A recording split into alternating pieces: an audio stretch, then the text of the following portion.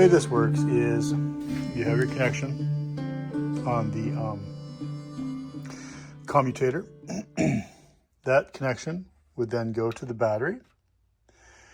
From the battery, you would go to your low tension, well, your coil, not your high tension, but your low tension portion of your coil, which would be here.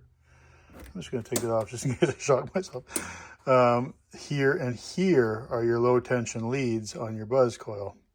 I'm assuming you probably know all this, but I'm just going to go over it just for the heck of it. So you're only ever switching the low tension, which should give you no spark. I mean, if you got one, it'd be a very, very minor one from low tension. So anyway, that goes on there. This other end goes to ground somewhere on the chassis of your engine, which can be here, here, here, wherever you can find a good connection. I'm just going to go right here on there. So that right there, take that off there for a second, take it off your spark plug. That right there has completed the connection, your low tension connection, right? So you're coming through here, that's insulated, comes from here, all the way through the battery, through your primary, out the primary, to ground. Why is ground the place? Well, because your pickup on your flywheel, there you hear the buzz coil buzzing over there. Your pickup here is the remainder of your connection through the crank bearing and everything else. So through here, here, out to ground. Okay, so that's simple.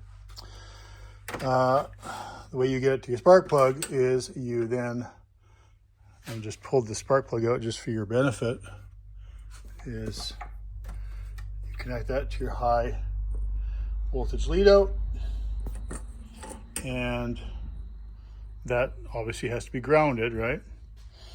And then when you pass over, and you see I'm holding this, I'm not getting a shock. So there's proof is in the pudding. Actually, the proof is in the eating of the pudding, not actually in the pudding itself, but a fiery mess coming through it. So that's how that all works. I can even draw a diagram up for you probably if you wanted one.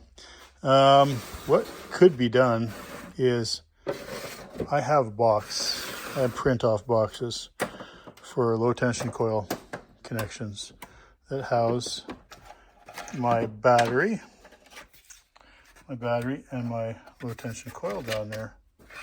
I make these. I'm thinking what I should do is I should make slightly larger ones that could then house a buzz coil and a battery. Now, wouldn't that be handy, right?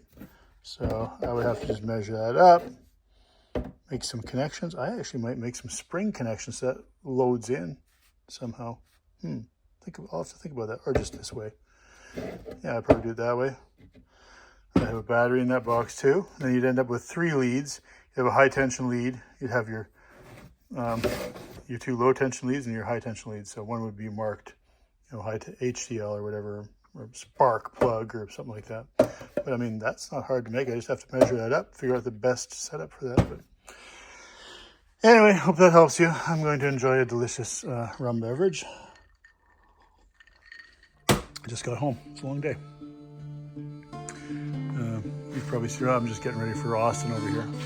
I have many videos, but on Austin, but I'll do that. Anyway, have a good night. Any more questions, just shoot me a message.